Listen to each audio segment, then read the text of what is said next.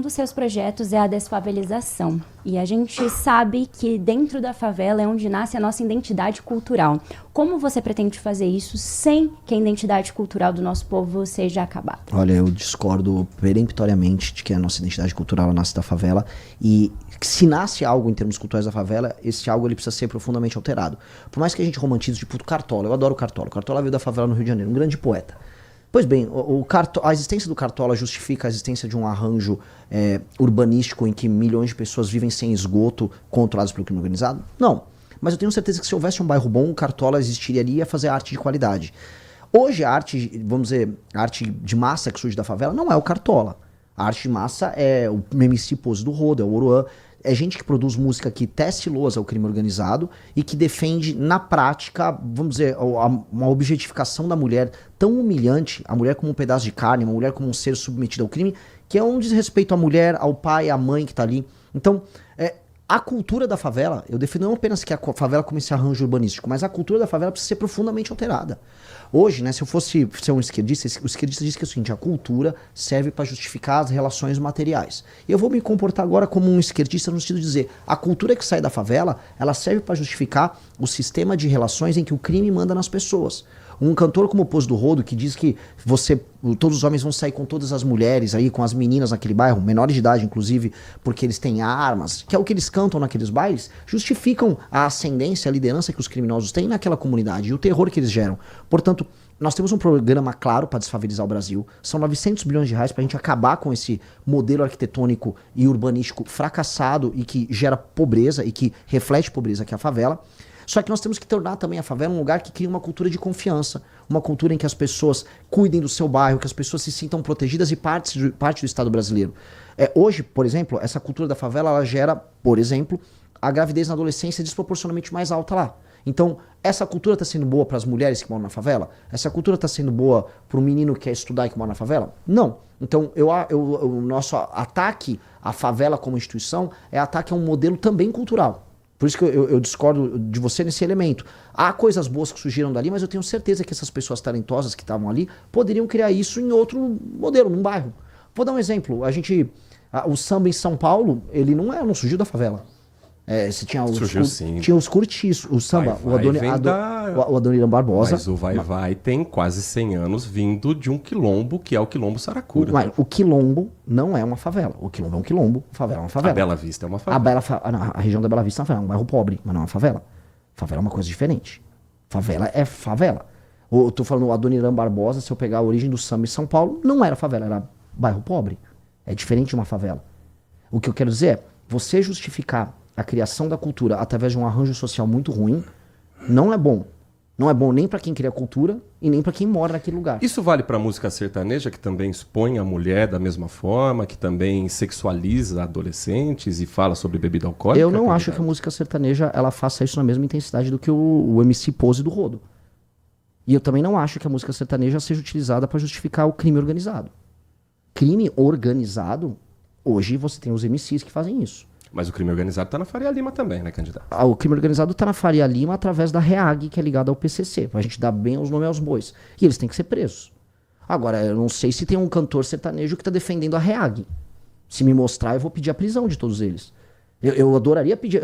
olha só, eu gosto mais de samba do que boa parte do sertanejo. Mas não é resumir muito a cultura da favela a um MC apenas, a um tipo de cultura? Porque, por exemplo, a Mangueira do Cartola continua fazendo cultura. A Mangueira do Cartola continua fazendo cultura. Dito isso, a Mangueira trabalha para bicheiro também, que é ligado ao crime organizado. Até aí, o Carnaval do Rio de Janeiro é ligado a bicheiro. E eu também não vou justificar a existência das favelas por causa da existência da Mangueira. O problema que a gente vai sempre incorrer é, como há um estado paralelo que se instala nas favelas, todas as expressões culturais vão terminar, no fim do dia, ligados à expressão do crime, que é uma expressão de poder. E há, no final do dia, uma romantização. Houve agora uma ótima série da Globo lá, o Vale que é Escrito. Uhum. As pessoas saíram romantizando. Pô, o bicheiro é o nosso gangster italiano. Pô, o bicheiro é um criminoso. No final do dia, estamos falando do bicheiro que contratou o Adriano da Nóbrega, o miliciano, para assaltar adversários dele, para matar adversários dele. Então, este tipo de modelo cultural não pode, vamos dizer, ser utilizado como muleta para manutenção de um modelo político, que é o modelo do crime que se instala nas favelas, que faz mal para as pessoas. Então, isso tem que ser desconstruído. E a gente, por vezes, a gente é condescendente com uma coisa por causa da outra. Do tipo, não, mas se eu perder a favela e a poesia da favela? Cara, ninguém ali tá ligando pra poesia da favela se a favela continuar matando gente. As pessoas querem sair da favela. Tanto que aqui em São Paulo, especialmente, a maior parte dos artistas que ficam famosos, eles saem da favela e vão morar em Alphaville, que é um condomínio fechado. Então eu não acho que uma coisa justifica a outra de maneira alguma. Como fazer, então, a cultura chegar até essas camadas mais pobres da sociedade? Eu acho que a gente tem que permitir que as pessoas... Existe uma coisa que chama a famosa pirâmide de Maslow, né? Que é a pirâmide de prioridades que as pessoas têm, que vai do começo da sua existência, sua alimentação, sua segurança, até chegar no fim, seu bem-estar, a sua autoestima. A pirâmide de prioridades. Ou seja, você não tem como pensar em bem-estar ou produzir cultura quando você tem medo de morrer. A maior parte das pessoas, nos bairros mais pobres brasileiros, eles têm mais medo do que pessoas em outras regiões. Porque elas vivem num ambiente de insegurança. Uma pessoa que mora numa favela, ela não tem um título de propriedade.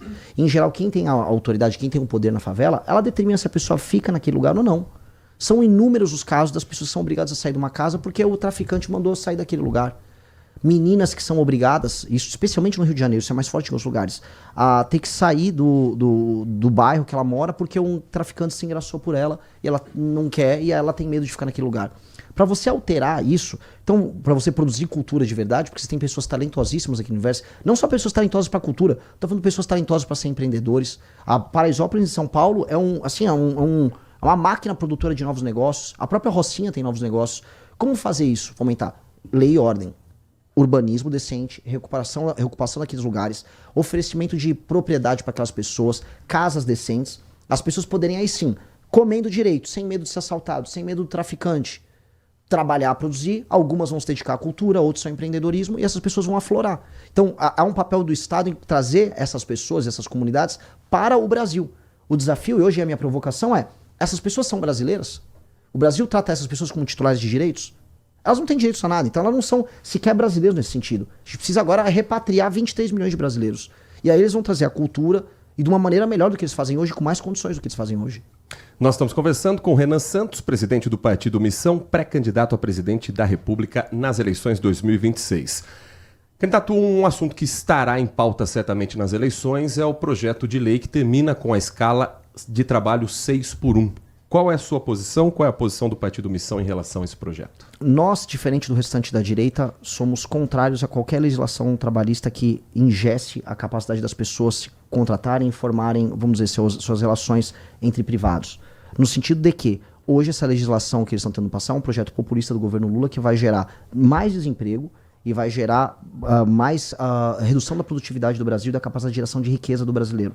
Hoje, num país que está perdendo espaço na economia global, especialmente no setor industrial, isto é um suicídio. A Federação das Indústrias estava falando numa redução, num prejuízo de 180 bilhões por ano, porque estão falando não só do final da carga da escala 6x1, a gente está falando em redução das horas de trabalho.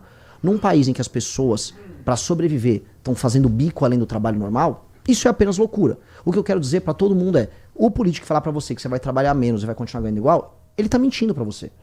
E é mentira. O Brasil tinha que focar, na verdade, em flexibilizar as relações de trabalho e tornar o Brasil mais produtivo, porque a pessoa ganha mais por hora trabalhada.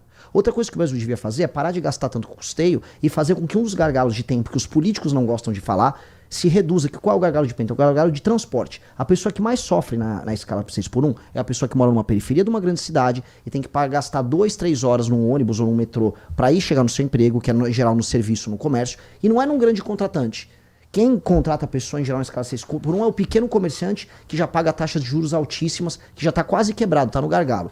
Esse comerciante, essa pessoa que se desloca até o comerciante, ela gasta muito tempo através de um sistema viário falido, porque o país tem incapacidade de investir em infraestrutura. Quando a gente olha o dia dessa pessoa, em geral ela sai de uma favela, ela vai sair de um bairro ruim. Essa pessoa, ela é ferida, ela sofre um dano na vida dela por todos os outros erros do Estado brasileiro. E dizer que é apenas essa escala que é o problema, é apenas apontar, vamos dizer, a ponta do iceberg para falar que o problema é isso. Isso é ilusão. Isso é mentir para as pessoas. Isso vai gerar desemprego, isso vai gerar informalidade, isso vai gerar problema e vai gerar, inclusive, pressão inflacionária. O Brasil não tem nada a ganhar com essa mentira, que é uma mentira populista, que vai passar em ano eleitoral. E vou falar para você, até profetizar aqui, para usar um termo engraçado, que vai passar com o apoio da direita. Porque a direita não tem coragem de vir para o debate público. A gente falou do PL agora há pouco. Os deputados do PL não vão falar desse assunto? Os deputados do PL votaram a favor do Vale Gás do Lula, que é uma política populista em ano eleitoral do Lula. Eu vou falar. Ah, mas você vai perder voto com isso. Eu prefiro perder voto sendo honesto do que ficar mentindo pras pessoas. Eu não vou vir aqui na rádio mentir pra vocês. Então eu vou falar, minha posição é contrária sobre isso. O Kim Kataguiri, que é nosso deputado, vai votar contra isso, vai mostrar que as pessoas estão sendo enganadas por isso. E que tem outras maneiras das pessoas ganharem mais dinheiro e viverem melhor. E não é que eu defenda a escala 6x1. Eu sou defendendo, não quero que as pessoas trabalhem 7 dias por semana. É que as pessoas estão tendo que trabalhar 7 dias por semana porque as pessoas estão vivendo mal, os produtos estão caros e a hora delas, a hora de trabalho delas está valendo pouco. Tem uma razão disso acontecer. Tem uma razão do 30%, 40% do que elas consomem no mês, do produto que elas compram, ser imposto. É aí que ela tem que trabalhar mais. Se 15% fosse imposto, ela não precisava trabalhar tanto. Então, tem um problema muito claro e a gente só está fingindo que o problema é a hora de trabalho do empresário malvado. Isso é mentira. No caso de educação, quais são os projetos que o senhor pensa em implementar? Se existe alguma lacuna, algo que você queira, já desde o início do mandato, tentar encabeçar? Duas coisas. A gente investe mais no ensino superior do que ensino básico. E não dá. É como você construir a casa pelo telhado e não pela fundação. Então a gente tem que focar muito no ensino básico. E em uma coisa bem clara. A gente tem que pegar experiências de sucesso. O Mississippi, nos Estados Unidos, tinha uma das piores educações dos Estados Unidos. Muita gente usava argumentos racistas. Ah, não, a população lá, não sei... O que o governo do Mississippi, acho que 6 anos atrás começou a fazer? Investiu no método fônico, o bom velho método fônico, de você aprender de maneira clássica, como todo mundo faz. Usaram o método fônico e trabalharam de maneira muito rígida para que a escola formasse até os seus 10, 11 anos de idade um aluno, que o aluno soubesse ler, escrever e falar, e recitar, de maneira perfeita. Ao adotar esse método fônico e fazer o famoso de volta ao básico, voltar para a base, eles começaram a fazer alunos que tinham uma base muito sólida. E aí quando eles começaram a prestar as provas comparativas entre os estados americanos, o Mississippi saltou para os 3 melhores lugares dos Estados Unidos como um todo. O famoso fazer o básico. O problema do Brasil é que a gente não está fazendo o básico. O novo ensino médio, que inclusive a gente chegou a apoiar como uma ideia boa, não deu certo.